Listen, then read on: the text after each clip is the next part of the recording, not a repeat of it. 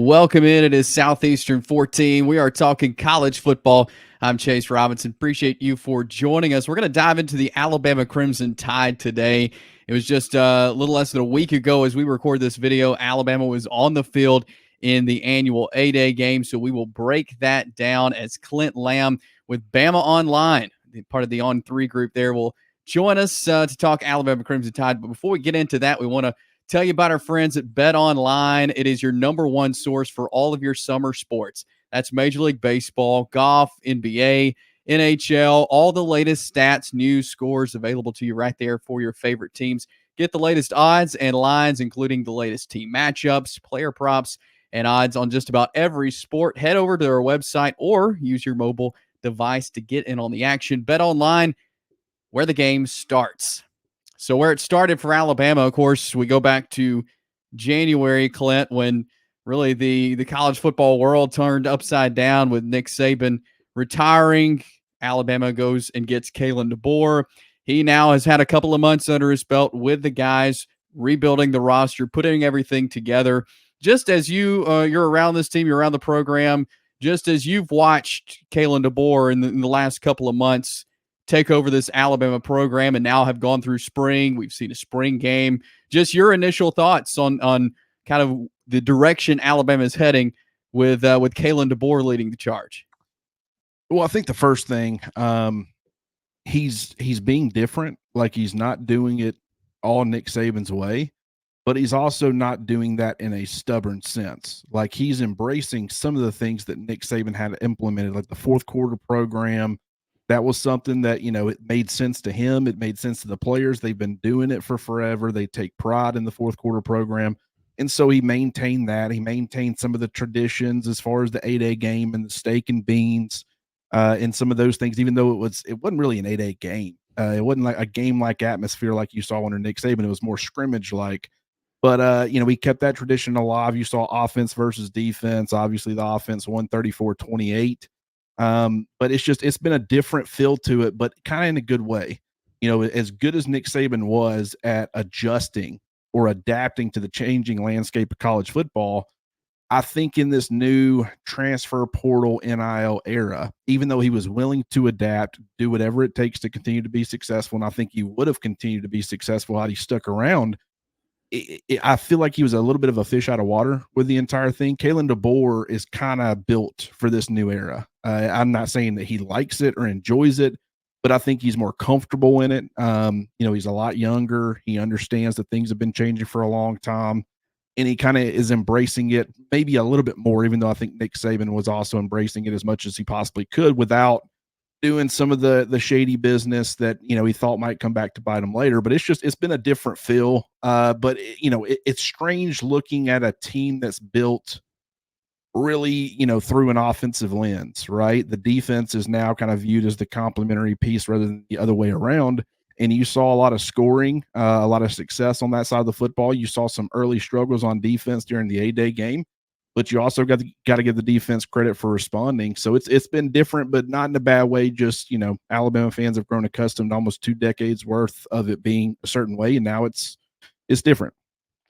And going to the 8-A game this past Saturday, you mentioned it was more of a scrimmage type deal there, and it's hard to learn a lot from these spring games. But just as you watched it, as you observed it, we'll start with the offense and Jalen Milroe. The year he had last year, especially middle of the season on, he looked like a different guy.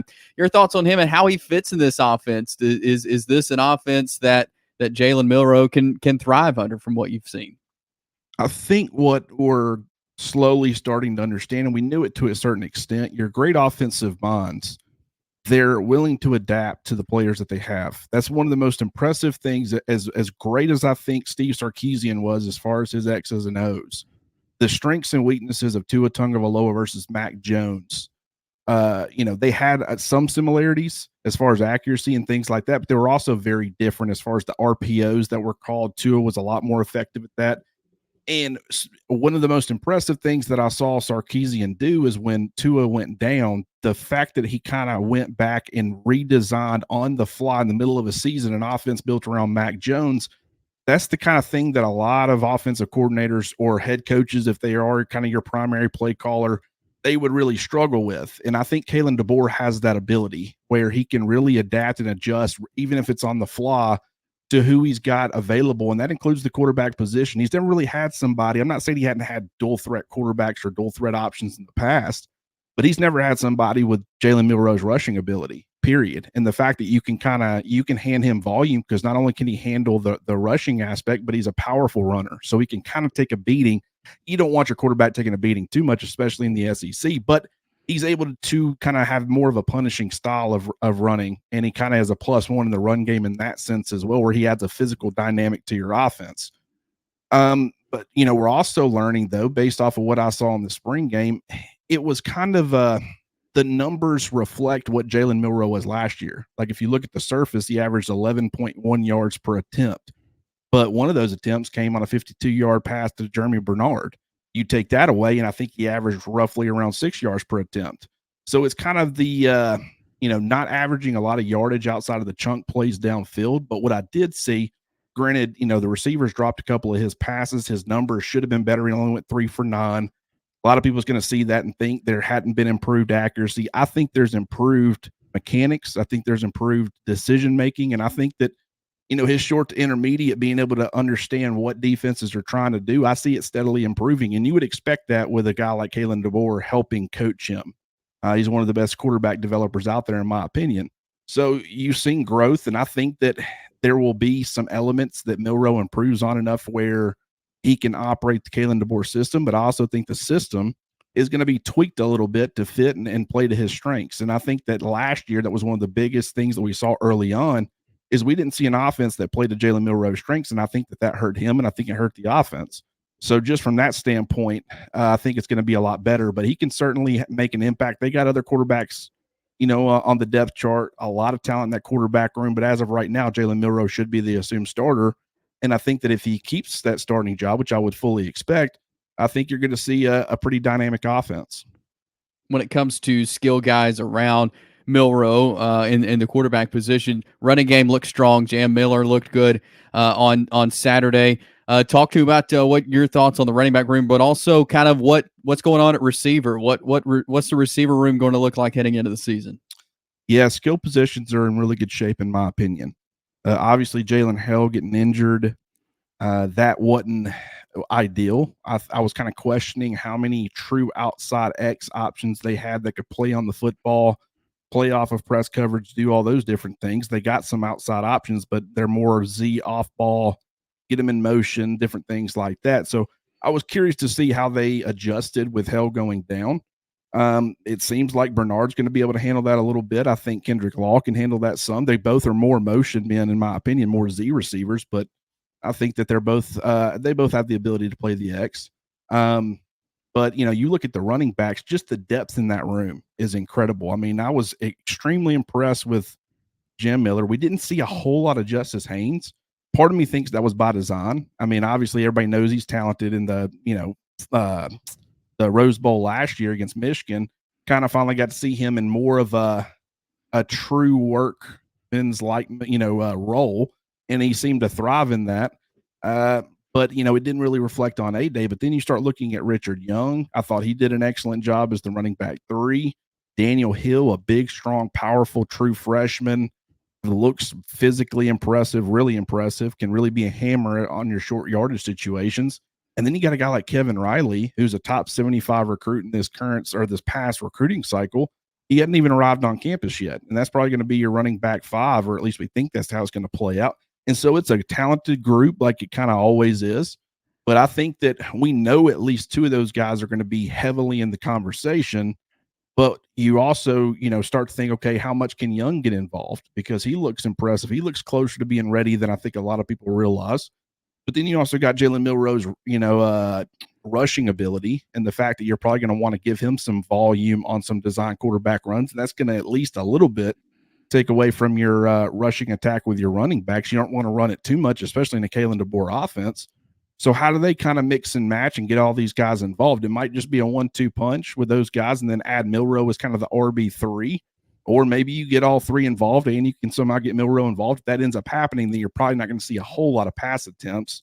If I had to guess, I mean, obviously it's going to be increased from last year, but that's something to keep an eye on. But just the skill positions in general, whether you're talking about running backs, wide receivers, tight ends as well. I'll be curious to see how that role evolves, especially in the passing game in this current system.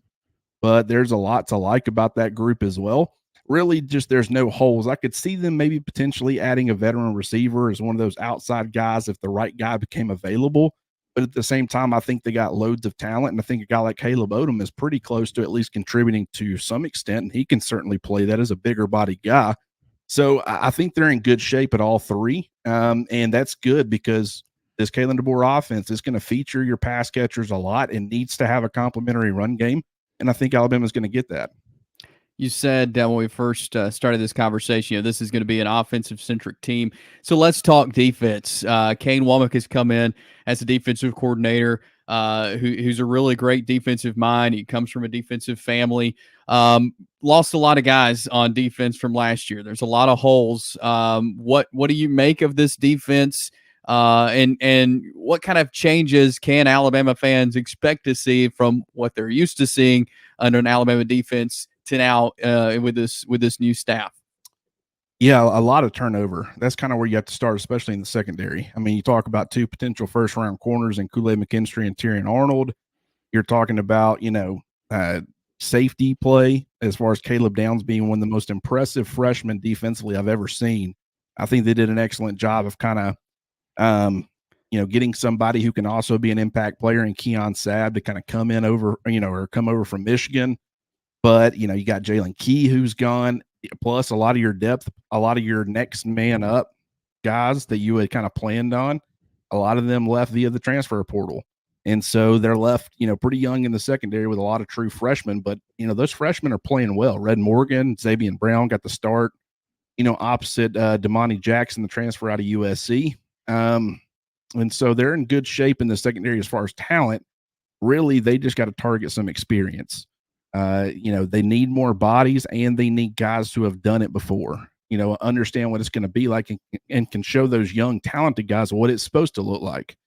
And Jaleel Hurley, I mean, he's a second-year player, but he's a redshirt freshman, and he saw no action on defense as the only returning corner.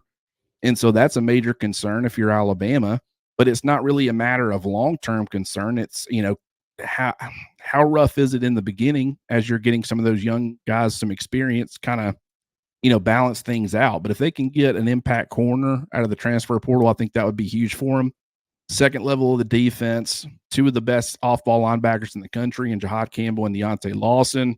I kind of questioned the depth a little bit at that spot. But, I was impressed with Jeremiah Alexander. Justin Jefferson's been running some with the first team defense, with Jahad Campbell being sidelined. He did not participate in the A-Day game. I think him having some of the experience on the JUCO level that he does, I think he's perfect for that stinger will linebacker spot, a lot of range. He's not overly big, but he can get sideline to sideline, heat-seeking missile. And so I think they're in really good shape as far as their frontline guys, but I've been really impressed with, some of the depth that they've been able to develop as well. Justin Okoronkwo, he was extremely impressive. I thought he was much more advanced and further along in his development than I thought coming over from Germany, not having a whole lot of experience with American football. I was extremely impressed with not only his physical talent, which we knew he had, but also the instincts. He's got a really good feel for playing the linebacker position. That really bolsters your depth as well. I think they can run 4, maybe 5 deep there. And you wouldn't see, I mean, obviously you're going to see a drop off from Campbell and Lawson, but I don't think it would be as steep maybe as I was originally anticipating. So second level's good. The defensive front's going to look a little bit different, but at the same time, not really. A lot of different position names. The Bandit, the Wolf, no longer have the Jack. That Bandit defensive end is a true defensive lineman, but more of a 3-down guy. You don't see him kicking inside on passing downs as much as maybe you did in Nick Saban's defense. A lot of options there, a lot of options at Wolf, a lot of talent. And then the interior defensive line as far as returning players, just one of the deepest groups on the roster. A lot of not only, talent, but also Tim Keenan's played a lot of football. Tim Smith's played a ton of football. You got guys like Damon Payne, Got guys like James Smith coming along. You're going to get Jaheim Otis back after missing the spring. He's been an impact player, a multi-year contributor already. So, just 4, 5, 6 guys there on the interior of the defensive line. I think they're set at all 3 levels, but it is going to look a little bit different than we saw under Nick Saban. And, but I think with, that 4-2-5 swarm defense is kind of built for today's college football, in my opinion. We're talking Alabama football here, and one thing when it comes to the Crimson Tide the last few years, a big talking point has been offensive line. So that's kind of where I want to end on today is what the offensive line, the potential is. I know they're looking to fill some holes. It'll be good to have a guy like Caden Proctor coming back, but they're still looking to kind of put some pieces together on offensive line. Your thoughts on how they can handle that moving forward? Yeah, the offensive line is really interesting because what we saw in the A-Day game might not be even close to what we see come, the season opener against Western Kentucky. You got Caden Proctor, who's going to be coming back in. Does he continue to play the blind side left tackle, or do they kick him over to the right side? I would assume he's going to continue to play left tackle, but Elijah Pritchett did pretty well there. He's got a little bit of experience. Maybe he kicks over to the right side. How do they balance that? But it's possible that your left tackle spring compared to fall will look different. A guy like Parker Brailsford, who they brought over from Washington with Kalen DeBoer, he was expected to be the starter. I think James Brockermeyer surprised some people this spring. Parker has spent some time away from the team. They fully expect him to come back. When he does come back, does he earn that starting job? If he ends up being your center, that's different than what you saw for most of the spring. Right tackle, does it continue to be Wilkin Formby? Does Miles McVay step up and end up taking that job? Is it Elijah Pritchett? Do they kick him over to the right side? Do they add somebody on the transfer portal, which I would fully expect them to just from a numbers standpoint? I mean, just, you are getting reinforcements with Proctor, but they had a bunch of interior guys, or at least a couple, Casey Poe and Ola Salinan, both those guys playing tackle on A-Day because they just didn't really have the depth with, Miles McVay being somewhat limited, with Caden Proctor not being, currently available. They had to play some interior guys out there on the outside, but from a number standpoint, I would fully expect them to add at least one tackle if the right guy, comes available. But, just it's a look where I think one thing that we learned on A-Day is that the scheme can protect the offensive line. I was expecting them to struggle a lot more than they did. When you look at Washington's offensive line, it was a talented group. I don't want to take away anything from their talent. Were they top offensive line in the country, Joe Moore award-winning caliber? Not from a talent standpoint, but they played well together, and the scheme kind of helped protect them a little bit. And you saw that on A-Day as far as Alabama's offensive line. And if you're an Alabama fan with the concerns with that group, you've got to be encouraged by that, because I think that some of just, the way that they operate offensively is going to alleviate some of those issues. And, we'll have to see how that impacts things. But I think it's going to be, it's probably one of the biggest question marks on, not just the offense, but the entire team. If they can get guys on campus, find the right 5, get them working together and working together well, communicating well, this could be a really, really good offense. But, the offensive line, a lot of people say it all the time. It starts and ends with the offensive line, because if you can't keep your quarterback protected, if you can't, move the line of scrimmage, give your running backs opportunities, you're only going to be so successful, with your entire offense. So that group's got to be good. But I was encouraged by not only how they played. I think guys are a little bit better, or a little bit further along than we were anticipating. But also I think the scheme's going to protect them a little bit too, and I think that's a good combination. Well, it is going to be fun to see this new era of Alabama football coming up this fall. Clint, really appreciate you taking time, recapping some spring football with us, and looking forward to talking to you again soon. Absolutely, Chase. Good talking to you, buddy.